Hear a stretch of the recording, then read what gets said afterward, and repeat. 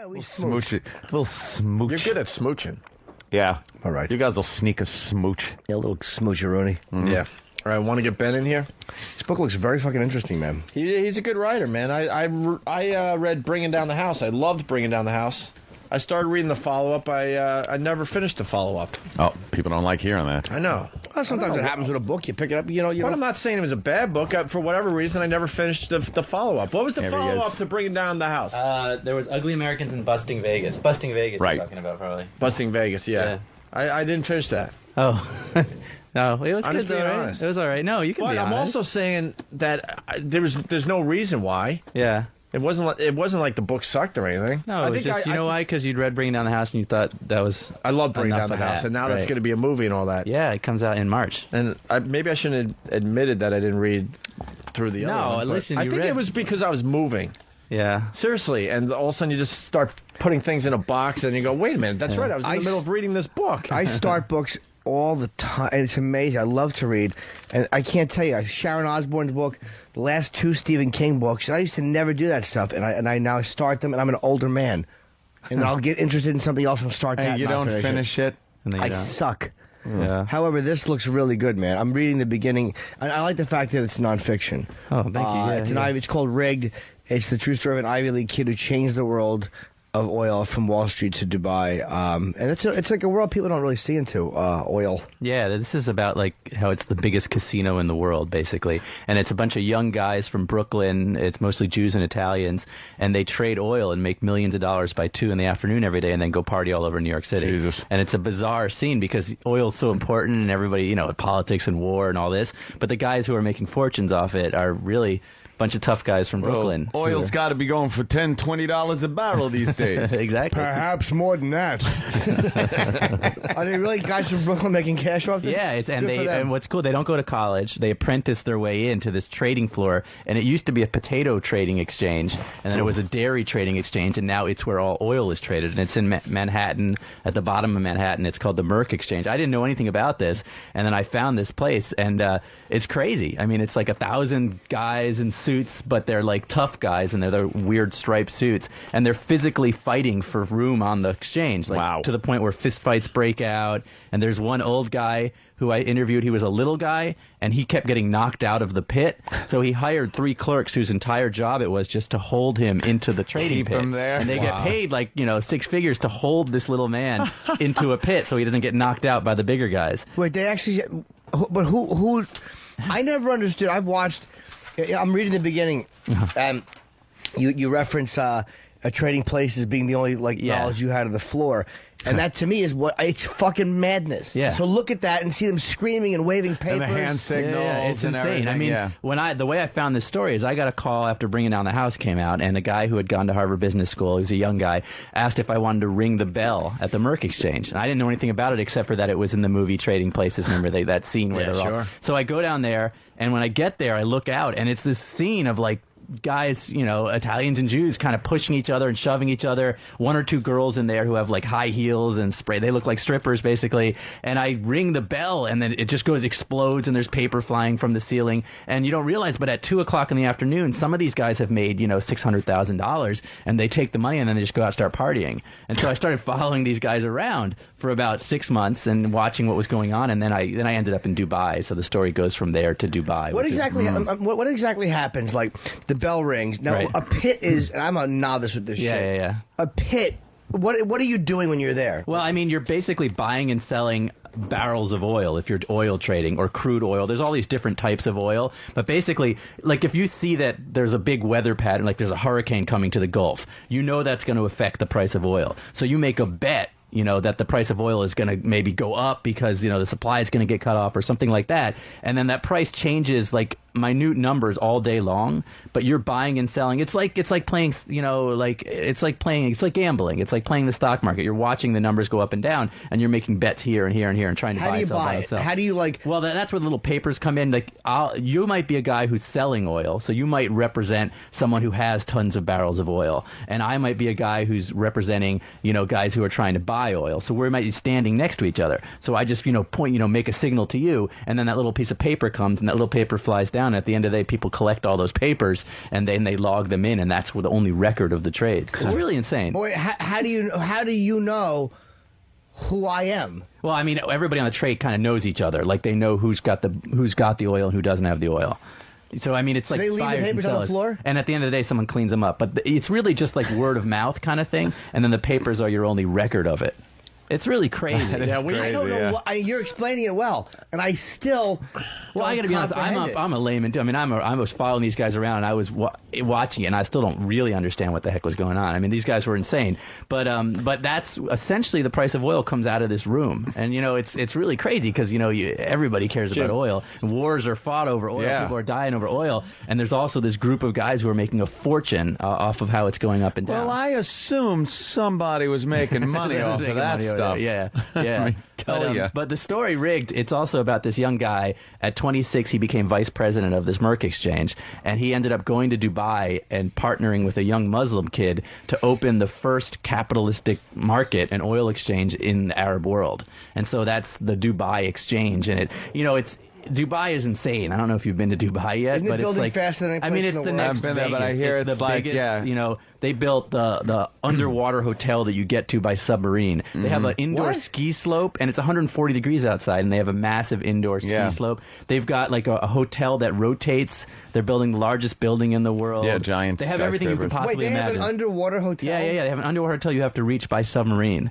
And they have what happened was the sheik who owns Dubai is he knows he has $1 trillion from oil, but he knows they're going to run out of oil in the next 10 or 15 years. So he decided to take all of his oil money and turn Dubai into the biggest amusement park in the world, essentially. And so he just said, I want to build, have you heard of the Palm Island? He decided there wasn't enough coastline in Dubai, so he built a man-made island that tripled the coastline of Dubai, and it's shaped like a palm. And then I just found out that he went to Vancouver, and he liked the way Vancouver looked, so he's building Vancouver in the middle of the desert. He's going to build something that looks people with a exactly lot of like money. Vancouver. This And is basically that's what you hysterical. do. You You have give a all the nut money a in lot the of world, money. and you want people to come. You just How throw it amazing around. is that? Now, Yeah. United Arab Emirates is their airline, right? Yeah. That's supposed to be one of the best airlines in the world. Yeah, and they staff it with incredibly hot Australian women. I just found this out. And in the book, there's a big party scene, but basically they wanted to create the most upscale airline in the world, and so they hired all these Australian models to work in the airline. And you get if you're in first class, you're in a capsule that encloses you, and you have everything you can possibly imagine in there. And the airline is owned by the sheik who owns the country. He started the airline, and so it's basically it's this if you were the richest man in the world and you decided you want everyone to come to your country, that's what he's been doing. Yeah. And so it's and Dubai has become also a major party place. But is it affordable? First of all, because it's Muslim. Yeah. Or is it how safe are you as an American? It's driver? Western that's what's friendly. weird. Yes. It's the only place in the Middle East that's really our ally, other than Israel. But it's a place where there's the Muslim people who live there, and then there's the expats who live there. But the expats outnumber the Muslims 9-1. So 9-1, it's people who aren't from there. So they have all these Muslim rules, but they also have an entire society that doesn't follow those rules. And so you'll walk down the street and you'll see women in burqas and Arab sheiks, and then you'll also see guys in Armani and women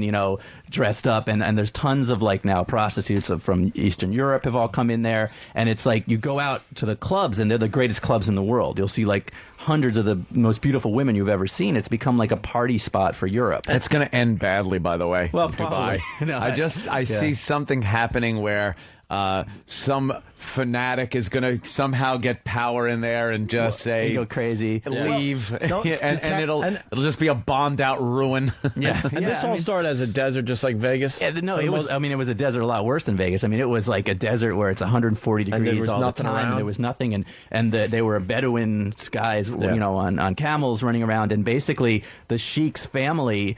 They owned it, because that's how it works with the sheiks. And it was originally they traded pearls. It became a marketplace. And then they found oil. And then when they found oil, they were smart enough to realize that oil doesn't last forever. Right. And then they decided we're going to try and get the whole world to Instant feedback's going nuts. Everyone's saying how amazing Dubai is. And someone is suggesting we got to go to Google Earth and check out the Palm Islands. It's supposedly insane. amazing to check out from and they just built something called the World Island, which it's a map of the world but in islands, and you can buy your own. I have a friend who's buying Scotland because he's Scottish. You could buy your own country, and it's massive. The only thing is you're not allowed to build an airstrip, so you can only go by boat to each one. Damn. But they're huge, and from the space it looks like the map of the world, and it's in the middle of the ocean.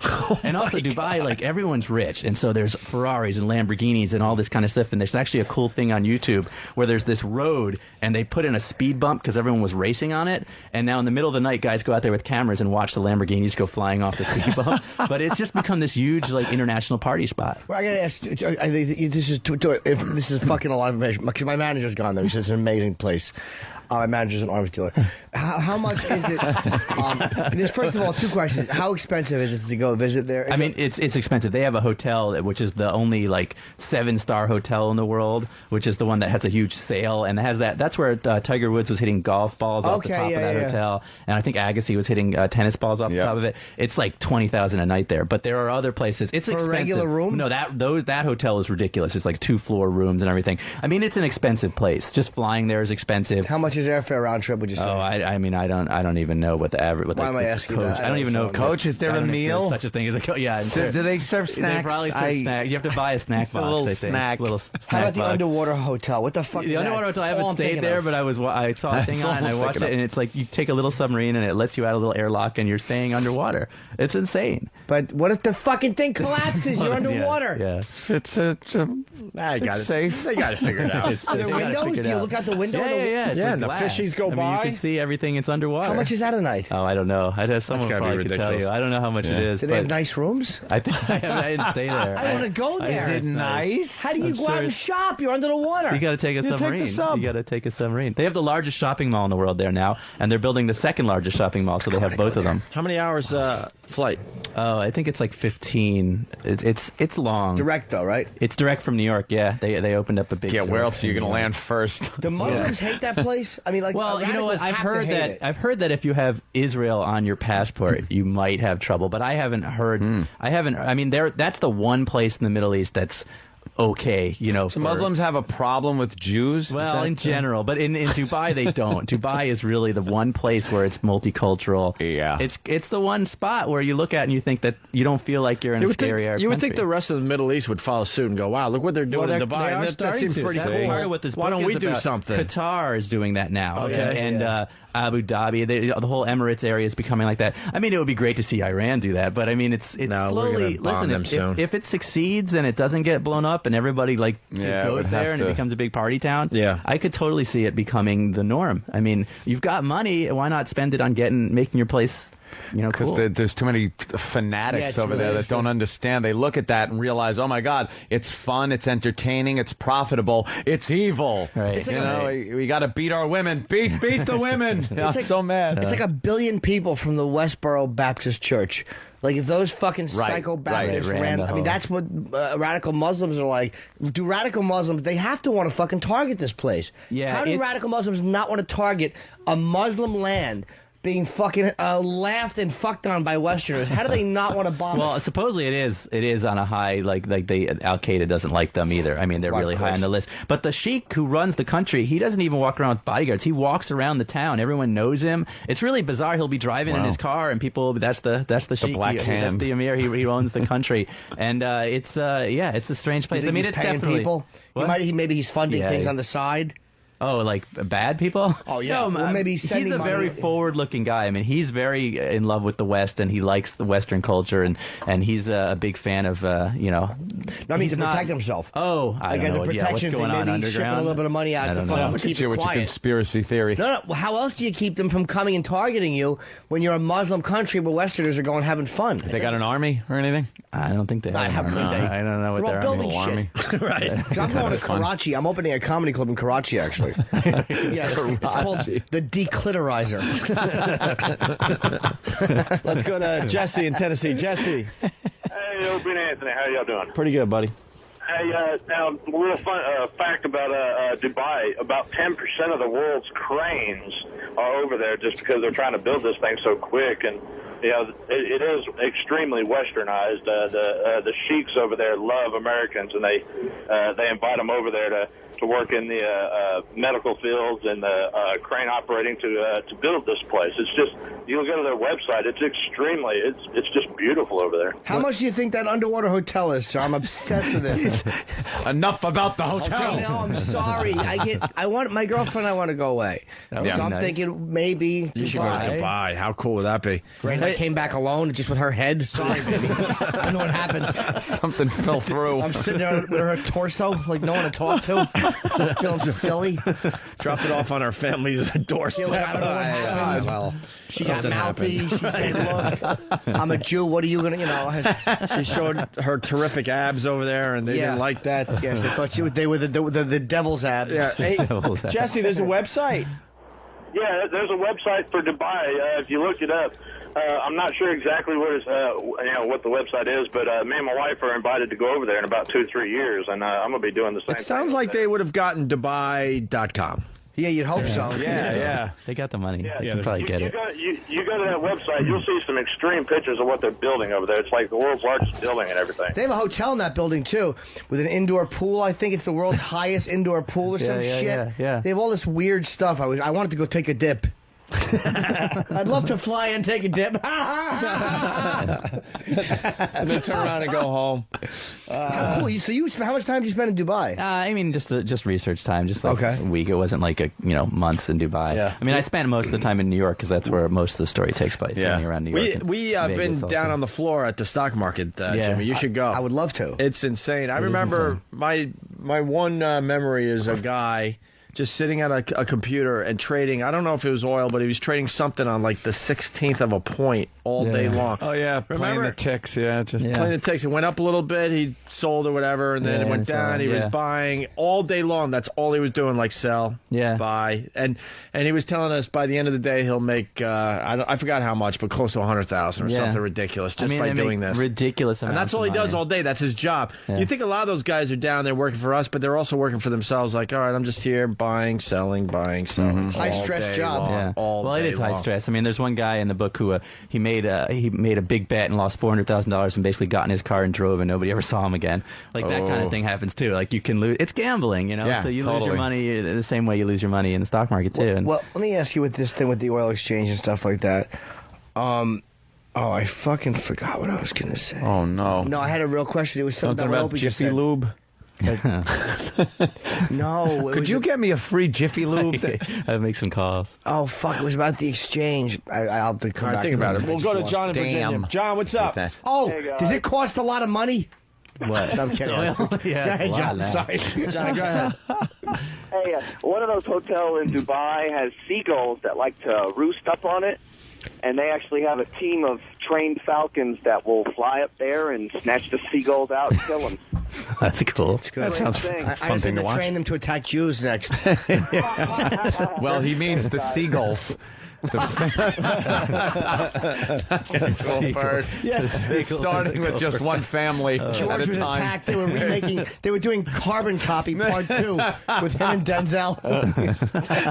Supposedly one of the websites is www, of course, .palmsales, PALM sales.ca. Oh yeah, that's selling the islands. All right, Fred in Brooklyn, what's up? Hey, boys. Hey.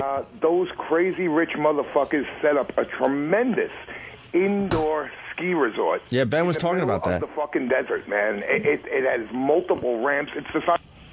Yeah, ski lift, right? biggest indoor ski slope in the world, and it's 140 ski degrees lift, outside, and it's glass walled. So people outside are like watching people ski and jackets and things like that. It's just tons and tons of 140 money. degrees. Yeah, 135 or so. Why are we- Why are we doing this shit in America? Because we don't got that kind of We money. have mountains. We spend our money on RVs. I don't even Not 10,000 degrees everywhere. No, I don't even. I wasn't even thinking about that, but just in general, these over the top structures and like underground, underwater hotels and stuff. We got some weird shit. We like the Mall of America is like Mall of Not like America. giant. But when you go through the magazines amusement and, park in there, and you see what Japan's doing, Japan's Yeah. doing like indoor skiing, They got and those they're too. getting weird with some of their buildings. And Right. I don't know. I think it's out of necessity too, because Japan's another place that really doesn't have that much real estate. So they, in order to make their airport, they had to push a lot of Japan into the water and build Extend on the land. Yeah, they had to make more of Japan. Yeah. I think it's places that aren't all that big have to come up with these unique ways of getting a lot of people in there. Hey, Ben, you're an interesting author. I got to tell you, Bringing Down the House is going to be a movie. That was a huge book for you. Yeah, it's a big book. Spacey. And who's going to be in it? Kevin It's Spacey. Kevin Spacey, Lawrence Little Fishburne. actor named Kevin Spacey. Yeah. Oh, Fishburne. Little Oscar winner Fishburne named is the bad guy, and then Kate Bosworth is the hot MIT girl. Wow. The hottest MIT Lawrence girl. Fishburne, by the way, Cowboy Curtis from the Pee Wee Herman show. That's right. Oh, yeah, that's right. Was he really? Was that That's before right, Cornbread Earl and Me? Quickly, Oh, I think it was. That old was was he? pretty much the first. He was like a kid. He was like 19. I love 19? Something ridiculous. No, he was younger in Apocalypse Now, and he was younger that's right, in yeah. Cornbread Earl and Me. Yeah. And also, Please. also book. I didn't know about this one. Ugly Americans. Yeah, I wrote When a did that book. come out? Ugly Americans came out right after Bringing Down the House, but it was like big in the financial world, and big overseas. But the title Ugly Americans kind of hurt it a little bit What's in it the U.S. about? I think it's about a true story about a kid from New Jersey who ended up in Japan. And he fell in love with the daughter of a Japanese gangster. He met in a hostess club, and it takes place kind of in the sex underground Japan. And then That's why I'm bringing it up. He made $500 million in 5 minutes in a single trade. What? He was a trader. Wow. And then he had to get out of Japan quickly. Wait, 500 million? Yeah, he made a single deal. He worked for a hedge fund that kind of had Yakuza, Japanese mafia ties, and it's a crazy story. I spent a month over How in dangerous Tokyo. could they be? But these guys were so, like, the expats in Japan are nuts. Like, these guys, they are so rich and they live like rock stars. They all have like 15 girlfriends who know about each other but don't care. If you're like a white guy in your 20s or 30s with money in Japan, you're like a god. I mean, basically. Does the Yakuza fuck with those guys or no? No, they don't normally. Normally, the Yakuza doesn't fuck with white people. Like, the Yakuza stays away from foreigners. Why? But because they just have this code where, like, what's between Japanese is between... You're always an outsider in Japan.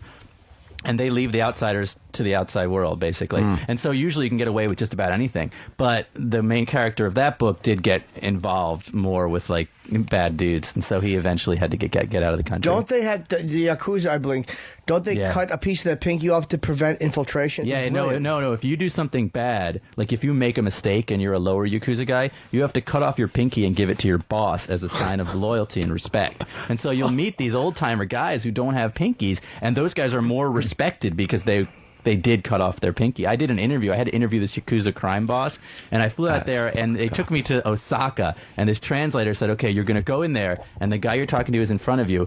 There's going to be a table of guys behind you, but you are not to turn around. You cannot turn around. And so I did an entire interview facing forward, and these guys did not have pinkies, and these guys are, like, covered in tattoos, and they, like, wear swords and stuff. It's really nuts. Why couldn't you turn around? Because they were going to watch me, and I was, the whole time, all you want to do is turn around. I don't remember what I asked this guy at all. This was the worst interview ever. I mean, it was like 5 minutes just trying to get the fuck out of there. Basically, these guys were just behind me the whole time. It's crazy. I mean, it's a very, it's not like The Sopranos. I mean, these guys are really, like, so intense. They tattoo their whole bodies, and it's a really painful process. It's not like they do it here, they do it there with, like, these little... don't they take, like, hammers? bamboo and a rock like, or basically, something? and it's these guys are really old intense. school way. I'm going to spell your name, too, because as I'm hearing this, like, if you want to Google Ben, Mezrich. I guess that was fairly, just so you don't put MES in, Mezrich. Because that sounds like a really fucking cool book. I'm sorry, Mezrich.com. Yeah, getting back to the Japanese thing, though, you went to the underground sex clubs. That's why I'm bringing up Ugly Americans. Yeah, there's places called sexual harassment clubs. These are insane. So it's you go in and it looks like a subway car. You go down these stairs and it's even like vibrating like a subway car. And they have women standing there, as if they're riding the subway. And you pay a fee and you can go in and molest them. And then there's another one that looks like a hospital and the girls are dressed as nurses. And then there's places called soaplands. Have you heard of soaplands? And soaplands are multi-story buildings. And each floor, the women get better and better looking. And on the top floor, it's actual actresses and porn stars. And there's rubber mats in rooms. And the women use themselves as sponges. They soap themselves up and then they roll on, as sponges. And that's what a soapland is. Then they have places like called 5-minute clubs. 5-minute clubs. Okay, it's all these booths in a row. And you sit in the booth, and there's a little clock on the wall, and a girl will come in and start giving you a blowjob, And then the clock hits 5 minutes, and she gets up and moves, and another girl comes in, and it just keeps going until you want to leave.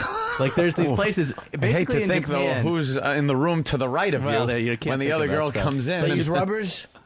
I mean, I assume, yeah. Not a lot of kissing in the 5 minute club. No.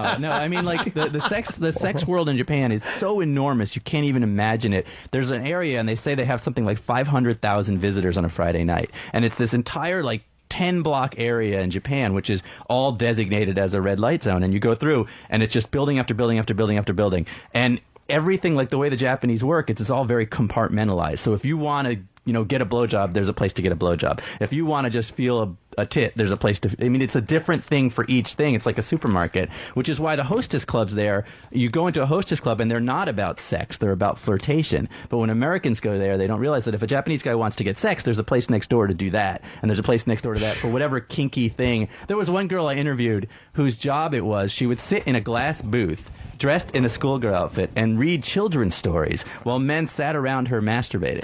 There was another place I went to called a No Pan Coffee Shop. These places are actually pretty famous there, where it's a coffee shop. It's like a regular coffee shop. And it has a glass floor, and all the women are in skirts with no underwear, and guys go underneath and just look up. And that's like entertainment. I want to my girlfriend should be shot. I want to travel with you. Should be shot. She wants to go see her family for Thanksgiving. Go fuck yourself. You're going to the underground sex clubs in Japan. Me and Ben. So planned. Don't fuck me and Ben are taking a trip. Crazy. Well, I just go as they get very creative. I'm just an observer. I'm a married guy. We've been talking about this a lot on our show. The Japanese are very creative with their sex and their in pornography. Japan, sex is considered like a bodily function. Sex is, below the waist, doesn't matter. When men go on business trips, women pack condoms along with them, so that just in case they want to entertain themselves, that they're doing it safely. Come on, no way. The average Japanese couple, the average married couple, that's what happens. I mean, it's a known thing that when you go out after work, people are going to end up in these sex areas. I mean, that's what guys do before they go home. And you go on the subways, and you'll see all the salarymen, the guys in the suits, drunk, completely passed out all over the subway on the last train home. There must be because it's just that's the way it works there. But Americans aren't bothered there, right? No, Americans can't get into these places. And actually, you walk up, and there'll be signs that say no gaijin or no whites. Like literally, it's incredible. You can't get in any of these places. What's that about? The only way to get in is to have a Japanese guide who will talk your way in, because they just don't think they're honest. I've interviewed a couple guys there and asked them about that who own these places, and they say it's not because they're racist or they don't want Americans big there. Dick. They don't feel like Americans can handle this. Nah, they just don't want to look bad in front of our big American cocks. Maybe that's what it is. Could a Yakuza guy get you in? Yeah, Yakuza guy could get you in. No problem. Yakuza guys own the places. I mean, it's all Yakuza owned. The whole thing is all Yakuza owned. So which is like the Japanese equivalent of the fucking mafia, black market. So you interview a Yakuza boss. Yes. Was there one Yakuza boss? Or no, I mean, I didn't get to the top guys. I was at low-level guys who there's all these different groups. And then there's the young kids who ride around the motorcycle gangs, stuff like that, and they'll work for a local boss who will work for a bigger boss and a bigger boss. And the bosses work all the way up to like and there's big families, just like there's big families here. Mafia people. Yeah. It's How did it come to this? Yeah. It's an intense world. We sold it to DreamWorks, and Ugly Americans? Spacey's attached as well. And, there's a script and everything, but there's a whole strike coming up, so I don't know if it's going to get made before the strike or anything. So if I want to join Yakuza, it's difficult. It would be hard, but there was a white guy who was a member of the Yakuza. I remember reading about that, and I don't know the story, but I remember hearing a story about that. But I don't know. Normally, it's impossible. Fuji Nakamura will not get that Godzilla movie. Let me tell you, my Kraut McFriend, I'm Japanese. So what did you say to this guy? Were you confrontational with him? No, I'm not confrontational at all. Hey, I mean, I'm a wuss. I'm not really like one of those war journalists or things. I mean, I spend most of my time in Vegas and places like that. So when I was interviewing this guy, I was completely, I think you're fantastic. What you're doing is great. How do they treat you? They treat me extremely well. Very nice. Polite. Yes. I mean, it's a different standard. They treat Americans and foreigners, I mean, in some ways, I've heard some people say it's patronizing the way they treat American foreigners, but really it's like they're very deferential and they're very kind and you're just different. You're like an alien, basically. You didn't have to be afraid of anything because you've sat at blackjack tables in Vegas. So you've been through any torture that they could possibly put you through is not any worse than sitting there and watching what those fuckers can pull on you. Yeah, I mean, I spent a lot of time in Vegas chasing, trying to beat the house and watching people beat the house. I mean, I go in. I don't go in confrontational because it would be really bad. You just go in and you ask a couple questions, you get out, and usually they're. What do you want to cool. ask them? I mean, I actually just wanted to know about how their involvement in the business world, like, these huge financial banks that go over there, and during the time period I wrote about in that book, there were all these huge deals going down, and the Yakuza had fingers in just about 90% of real estate pinkies. Literally, deals in Japan had Yakuza. They also said 90% of golf courses worldwide have Yakuza money in them a little bit. That's what that was a statistic I had read, and that's the kind of stuff I was asking about. But they were buying up lots of stuff. I mean, it's pretty weird. And Ben's a great author. I mean, Bring Down the House, and then you got Bust in Vegas, and the card counting, and half that stuff in Bust in Vegas, is it true? Where true, where you could see the bottom card, you cut to the ace. It's called cutting to the ace. Cutting to the ace. It's like a technique where after the dealer rolls over the deck, they're covering the back card with their left hand, and if you're sitting in the first base seat, you can see that card. And if it happens to be an ace, which happens like 3 times an hour, they offer the cut card to you. You know how they give you the cut card? Yeah. What you do is you cut from exactly 100 cards from the bottom of the deck, which I know sounds really hard, but if you went home and practiced 3 hours a day for a week, anybody can do it. And what you do is you cut to there, and they move the front of the deck to the back, and now the 101st card is an ace. And you know this for a fact. So as you're playing, you just bet the minimum and count down. Dude, how do you... That's I mean, you got to practice, and you got to be like kind of mathematically inclined. And you're up in your odds. It's not a guarantee you're going to win. It gives you a 55% chance on that hand. So you bet $10,000 on that hand, and you're probably going to win $5,000. But the thing and is, you do that 3-4 times an hour. And I think Vegas allows that to happen because they know a bunch of dummies are never going to cut it right. If they figure you out, you're doing it, and they see you do it once or twice. I mean, I got kicked out of the Win. I took the main character, Busting Vegas, to the Win because it had just opened, and we figured they didn't know him, and he had been literally banned from Vegas for many years. And we were in there, and he did 2 cuts. Just 2, and we made a good amount of money there. We made like $15,000 and or $20,000, I think it was, in like 5 minutes. And then the next thing I know, he's like, "We got to move," and I'm like, "Why?" And I look back, and there's 4 big dudes, in suits coming towards us, they walked us out of the casino. I mean, they didn't put us in a back room or break your legs or anything. But they escort you out. And what about the back rooms? What do you know about? Well, I mean, the back rooms. If you end up in a back room, it's like the one room in the casino doesn't have a camera. But they honestly, it's just a harassment thing. They basically they're taught to get into your personal space.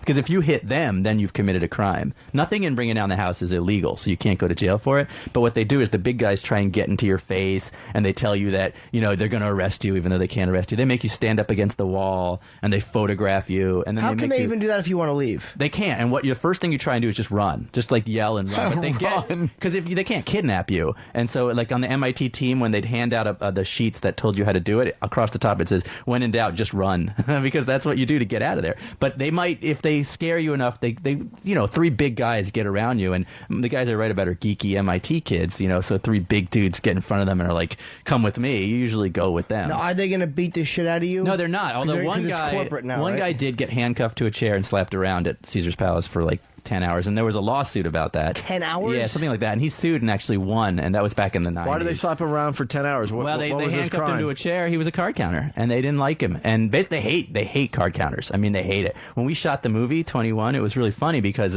we were in the casinos, and all the MIT kids were consultants on the film. So the actual guys were there, and Kevin Spacey went gambling one night, and one of the MIT kids was just signaling him the whole time. And the pit bosses were standing over, and they knew exactly what's going on, but they couldn't throw Kevin out. So they're just standing there, like, looking so angry the whole time, and Kevin won like $40,000. And it was great. I mean, they don't let you... Pass that over. Sure. Pass that picture over. Let him take it. Is that your cock? Let him take a look at that. This is me in Atlantis. Oh, man. The next day, hungover like a motherfucker, but with a handful of fucking loot. Serious cash there. Yeah. You playing blackjack? Yep. You can just went on a run. I've been on a run with blackjack. You can tell them, man. Recently. These are stories we said on the air. Tell them how much you made. How much do you make? Took Mohegan for $150,000, and then took Atlantis for about $80,000 with a gun. He doesn't. That's good. Yeah. Do you count or you don't count? No, I don't count. It's fucking luck. Yeah. And that's all it is. And I realize it because the last time I went to the Borgata last weekend. Yeah. I didn't do so good. No. I worked 5,000 up to about 30,000, and I was in the high stakes room, and it was early in the morning. I'd been playing all fucking night, and I should have just gotten up and left. And when, and then I saw that, you always know, boom, it's changed. Something's changed. The stack's going down. It's not on its way up. It's not stabilized. So, play a couple of more hands and then leave if something doesn't change. No, when getting out is the most important rule. The most important rule is exactly. Just when their luck changes, just you gotta leave. move. And I usually have Keith the cop with me, and he's good for saying, like, dude, I'm watching. You're going down. You're losing now. And then I'll go, okay, 2 more hands. And I'll play 2 hands, and then we'll just pick up and leave. Yeah. No, it's weird. I know it's all about luck, but when you play, you actually could feel the momentum changing. Yeah, well, decks are streaky. Decks are definitely streaky. I mean, it's funny because it is mathematical. Like, you can have a mathematical advantage if you count cards, and the casino always has a mathematical advantage if you don't. Like, they have a 2% advantage. It's basically their advantage if you play perfect basic strategy. But there's definitely streaks, and even people who own casinos will tell you that they believe in luck, to be honest. A lot of casinos, even though they know the numbers are in their favor, they believe, there's high rollers who come in and go on these ridiculous streaks and nearly bankrupt casinos. That happens too. So, it goes back and forth. But I just don't understand. Here's what just infuriating at times. They're dealing the cards, sitting there. I get my face card on my first card. It goes around, and there's my fucking 3, 4, 5, whatever it might be. Right. And there's the dealer's face card.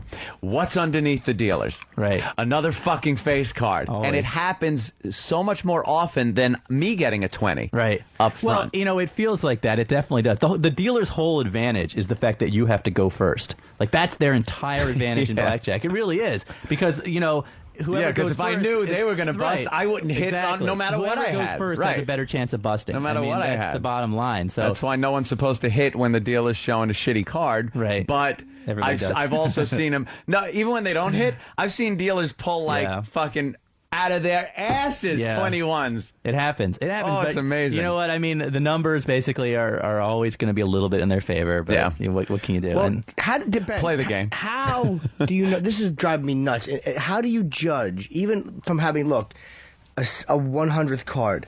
How do you know just from practice? I mean, if you just at home and practice, it's the exact same spot every time. And these guys would get a deck of 6 decks of the casino's cards before they played at that casino and spend the 2 nights before practicing with those specific cards, too. What if you're 98, 99? No, but that's what you do. What you do in the book is you have the whole table with you and your team. So you sit here, and your friend sits here, and your friend sits here. So when the ace is supposed to come up, you bet $10,000. The guy next to you bets $8,000 in case you missed by a card. And the guy next to him bets $6,000. So you actually have 3 shots at the card. So you don't have to be exactly perfect. Okay. And even if one of you gets it, you're still going to make a percentage higher than you normally would. And it all adds up. You play 3 or 4 hours, and you're starting to make real money. And you're playing as a team, right? $2 million. Yeah. I mean, he made millions in this. And which book? Breaking Down the House? Well, both of them. Busting Vegas is the cutting one. Right. Okay. Yeah. You ever play? Wow. You ever play 3-card poker? I play a lot of Let It Ride. Let It Ride. Let It Ride is a sucker's game. I know, but you know what? It's like if you just want to sit there and drink and not pay much attention, you can play Let It Ride. That is hilarious because everyone will tell you that that's a sucker's game, and you have but you have so much knowledge of Vegas. You can play forever and not worry about losing that much money. Well, I can't play big money blackjack anymore. I mean, is blackjack your best odds? Blackjack is your best odds, absolutely. Yeah. Especially if you count cards, it's your great odds. Sure. But I'll get booted if I bet big now blackjack. So it's not 3-card. I noticed. I read something about this. A little advantage for the player, and I was like, that can't fucking be. That can't happen. I've heard that before too. Yeah. It worked. Yeah. I was sitting one night. You got to find the right table, the wrong dealer. Yeah. You got to have the right position. Yeah. But if you're sitting in to the dealer's left, right, they take their 3 cards out of that shoe, and then they put the yellow card underneath it, and place it down in front of them. A lot of times before they put the yellow card, you can see their bottom card. Yeah, that's all about. Now that's 1/3 of their hand that you just saw. That's huge. So if you see an ace and you can't beat an ace, fold your fucking hand. Right. If you see a low card, your odds are better that if you have a better hand that they're not going to be able to beat you. But I played one night like that and did very well just sitting there and actually betting more in the ante than the pair plus, so pushes and stuff I'd be paid off. But I was like, holy shit, this is working. Holy shit. And I start looking around. I'm sweating. All like the typical idiot. They must know that I know. Yeah. Shit. But at this point, don't you think the dealers are told you got to be careful with now, this crap? ever since Busting Vegas came out, they changed the way they're holding the back of the card a little bit, and they're actually much more careful about that. But it's still possible. It's still doable. I've seen people do it a couple times. But, card counting still works. I mean, they definitely are looking for card counting teams now, and you don't last as long as a card counting team. But if you do like the team method and bring it down the house, it still works. And I know there's still an MIT team. There's still like 3 or 4 big teams that are playing. And they can throw you out on what the innkeepers rule in law, Vegas. right? In Atlantic City, they can't actually throw you out for being a card counter because there was a court case about that. So what they do is if they think you're a card counter, they just shuffle up every hand, and it becomes really annoying. But in Vegas, they can throw you out just because they don't like you. They just is it? I think there's something called the innkeepers, where they have the right to ask you to leave their establishment without reason. Right. That's the thing in Vegas. Okay. That's what it's called. Yeah. I mean, thou leaveth my inn. Like that. Yeah, but it's crazy because, they should have let you. If you can use your brain to win, you should be allowed to win. Well, they're fucking repugnant, the casinos. Yeah. They do everything, including no clocks on the wall, to rape you of your kid's college tuition, and you can count a few cards, and all of a sudden they're all huffy. Yeah. Well, did you obviously had to have hear about that guy at the Indian casino with the slot machine. Oh, yeah. That came up and said that he won about $1.6 million on the slot machine. Had proof and everything, by the way. Yeah, he took a picture, but they said there was a glitch that the payoff was only supposed to be $2,500. They offered him the max of $2,500. Yeah.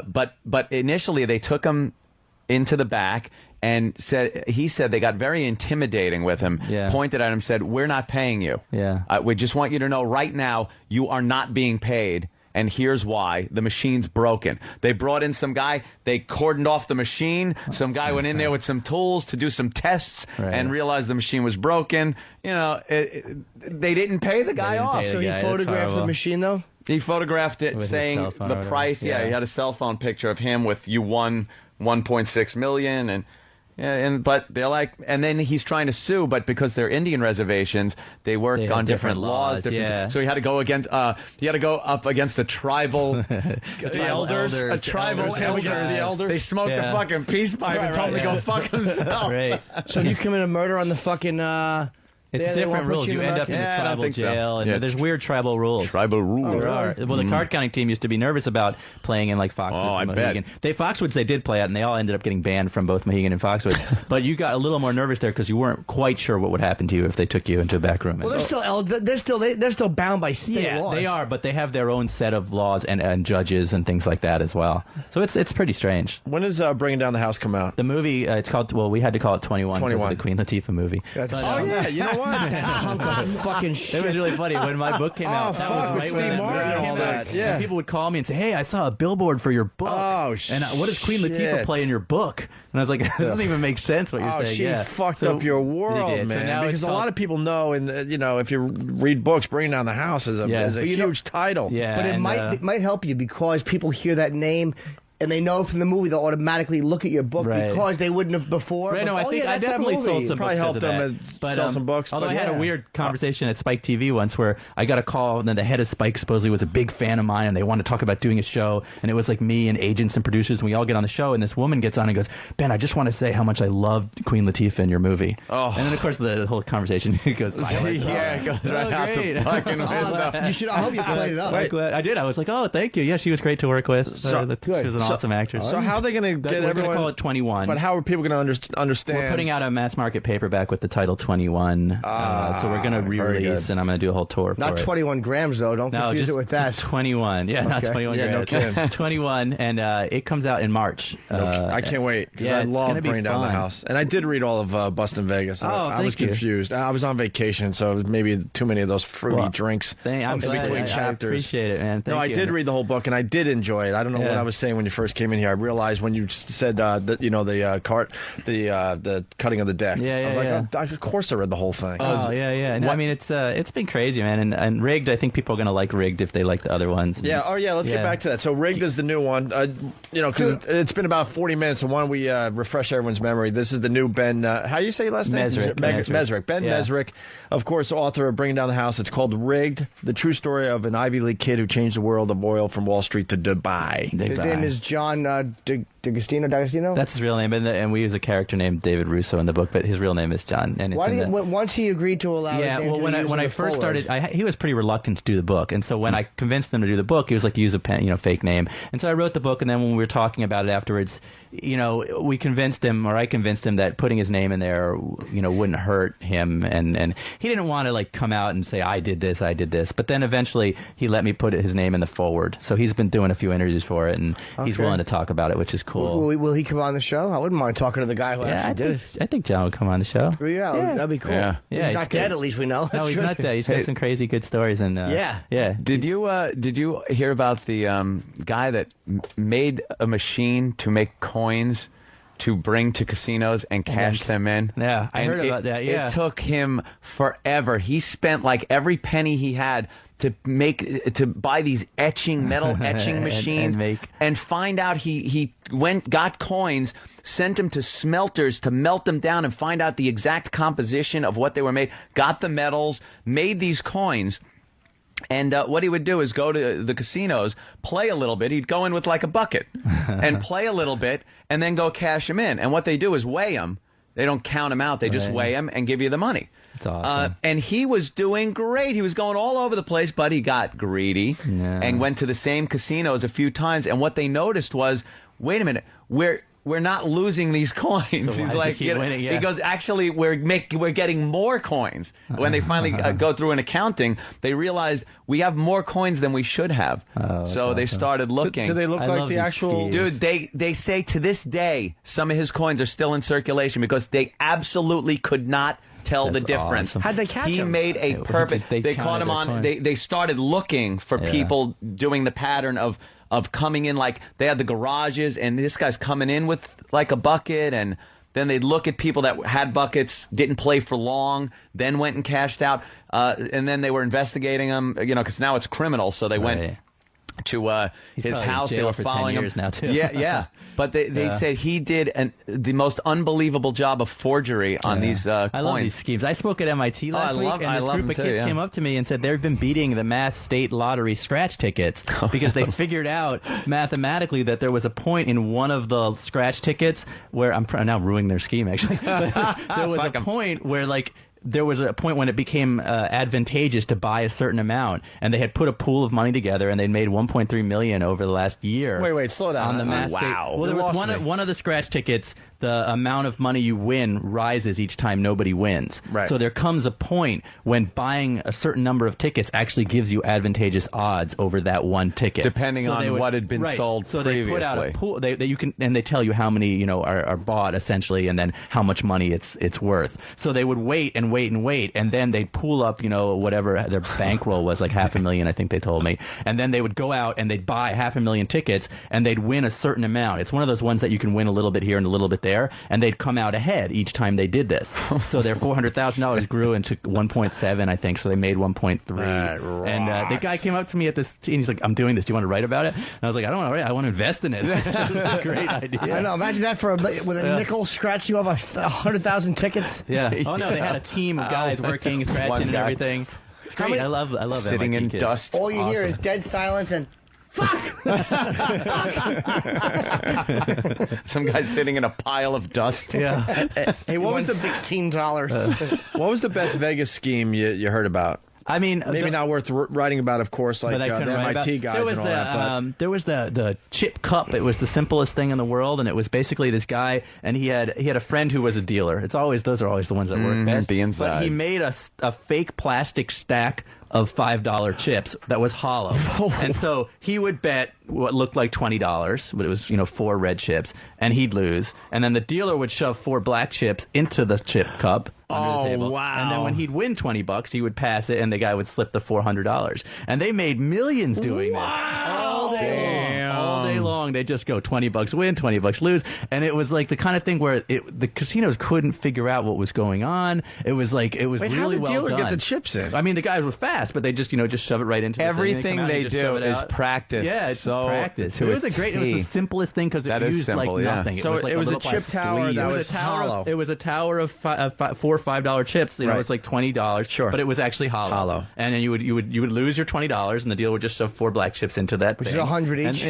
And then Imagine that tipped over. How about a goose you'd feel like? Oh, you'd feel like an idiot. But I love that because but how would that pile go back and forth without anyone else noticing? Because you lose 20. You lose your bet. So $20 goes over there, and then the dealer would take it and he would hold it like on his. He can stack it in his rack of fives. Yeah. And then the next time you won, he would just take that same stack of fives and he's in on it. Black chips. Yeah. The dealer had to be good with his hands and stuff like that. I mean, I've heard about like the most complicated ones. The Geiger counter one was a famous one where a guy went in and actually had a radioactive isotope and he marked the aces with a radioactive isotope. And he had a little Geiger counter attached to his knee that would vibrate the tiniest amount whenever an ace went by, and so he would know where the aces were. But that's so much more complex than something like a little plastic but he got cup. caught. All these people got caught, and they ended up in 10 years in jail. Practice when he fucking went off, people were having heart attacks. The garage doors all open. I don't know. I mean, the famous roulette one was the guys who had the shoe computers, and they were the ones who originally made it now illegal to carry a computer into a casino. But they would actually use. They were physicists from, I think they were Caltech or something, and they realized that the way the ball goes around the roulette wheel is just the way a satellite orbits the Earth, and they figured out that you could figure out how the satellite degrades and slows down, and it was the exact same thing. So they wrote a program, and they would use when the ball passed a certain point of the wheel, they'd press once, and then when the ball passed another point, they'd press twice, and from that you could figure out where the ball was going to end up, and not exactly, but the general area. You play those, and that was a famous one, and they were three professors, and they would go out there and do this, and that was before computers were. Now, of course, and they won. They won a lot, but if you weren't to do that now, how do you get caught? They were tapping. They thought it was Larry Craig. Well, I mean, the honest truth is the way you get caught in a casino is by winning a lot. Yep. Because if you win a lot and you keep coming back, the casino's like, there's something going on, because you can't win forever. And if you do win forever, they hire a private eye. The way the MIT team bringing down the house got caught is a private eye followed the big player back to Boston, the guy who was winning a lot, and they found out he went to MIT, so they went to MIT and posed as an MIT administrator and got a hold of 10 years of yearbooks. And then they ran all the photos through their computer software.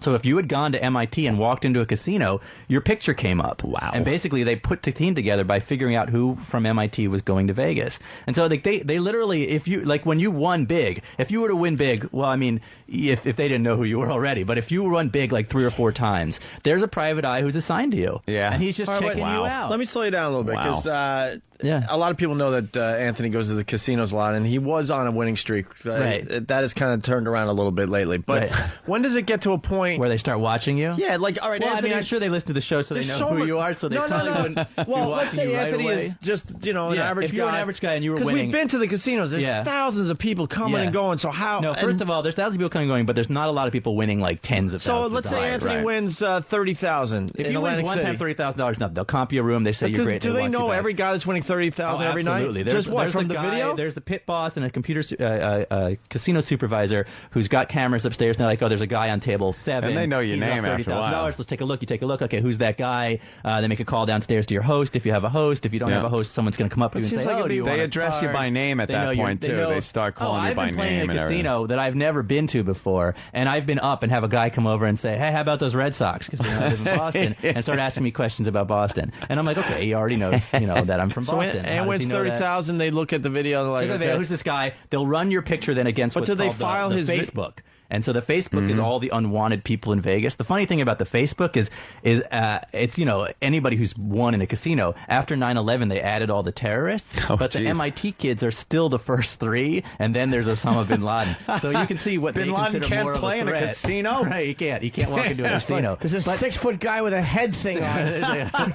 They'll look at you. He's got chicks around him. He's winning. Right, so they'll run your face against the Facebook, and you're not in the Facebook already probably because you're not card counter. And then they'll watch you, and then they might actually hire. They have card counters who work in their security booths who will watch your play and count along with you and decide whether you're counting or not. And if he thinks you're a counter but a bad counter, they're going to let you play and actually comp you stuff, because bad counters are even better for them because they make more mistakes and actually end up spending more money. They spend more when they think they're going to win. You think the count's great and you throw money in and the count's not. Oh, they must laugh their asses off. Look at this guy. Look at this guy. Here it comes. Here it comes. Here it comes. They have a card counter counting with you, and if he decides you're not a count counter, they'll just say keep playing. But if you keep on winning, I would say if you won like $50,000 like 3 times in a row go, that's probably when they start really looking at you.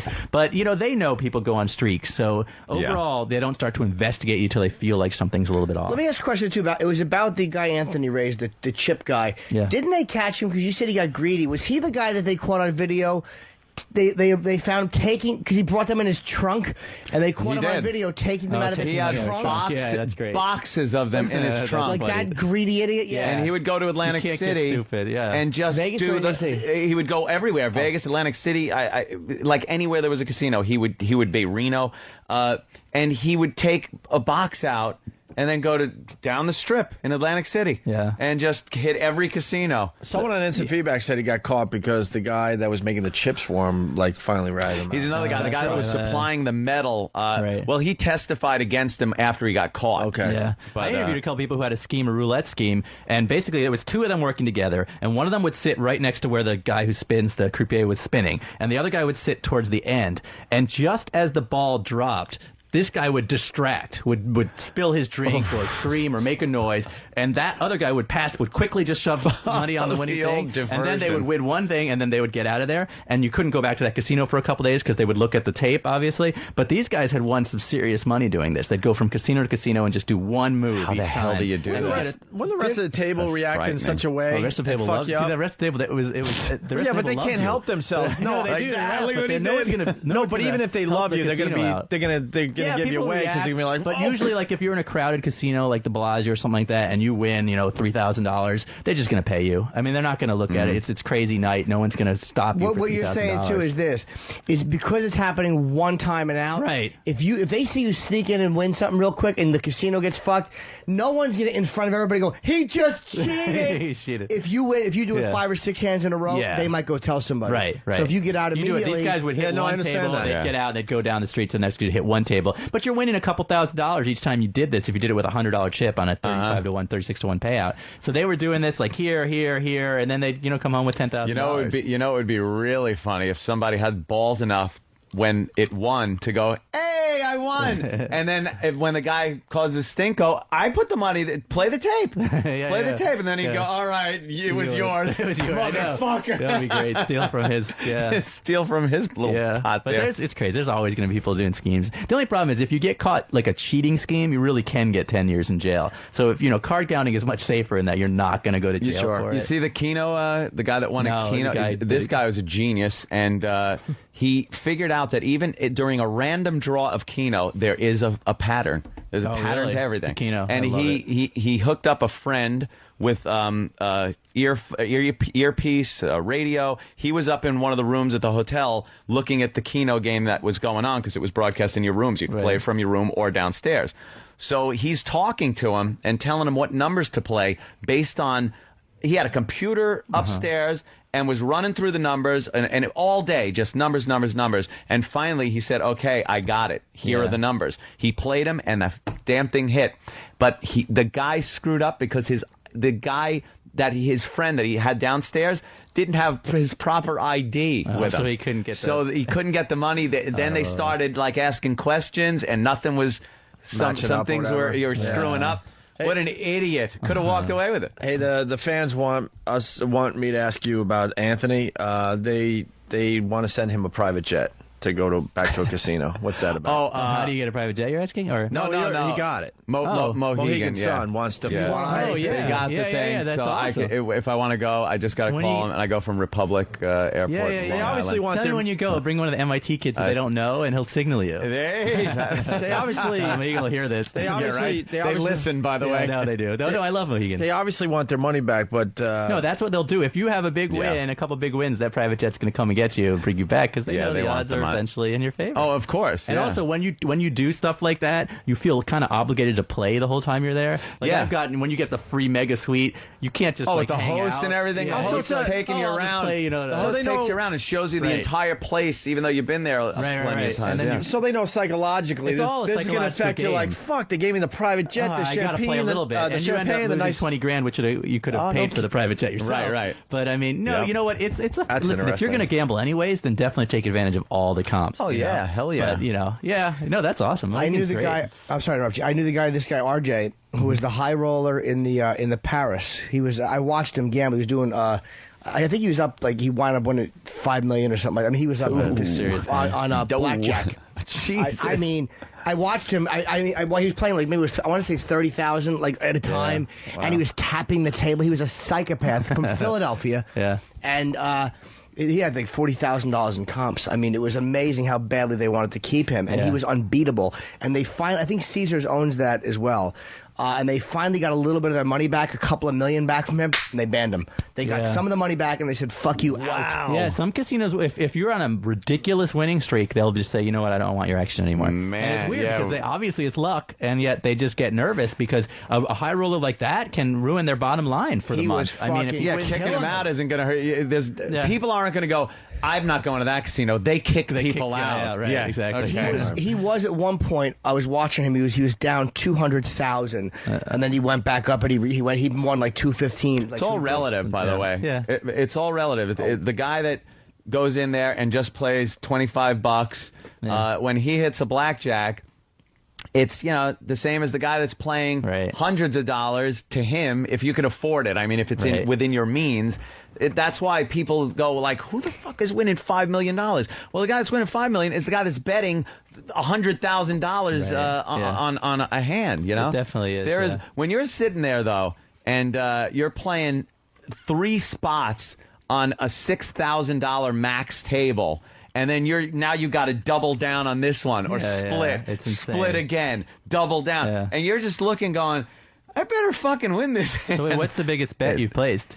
Probably with everything with splits and doubles. I think the biggest single hand or turn, because I was playing multiple hands, was probably 30,000. That's pretty nuts. Which was nuts. Yeah, nuts. And that one I did buy win. A car, it's like a car. Yeah, it's a car sitting up on the table. Yeah, that one I did win. There were a couple of when you bet max. Do you do like a progressive where you raise your bet every time you win, or you raise your bet? Not every time. I'll believe it or not, I'll be pretty conservative, especially when I first start and feel it out. Yeah. I don't care what people say about it's just this or that or the other thing. A bad shoe is a bad fucking shoe. Yeah. And you don't play it. Right. So I'll wait.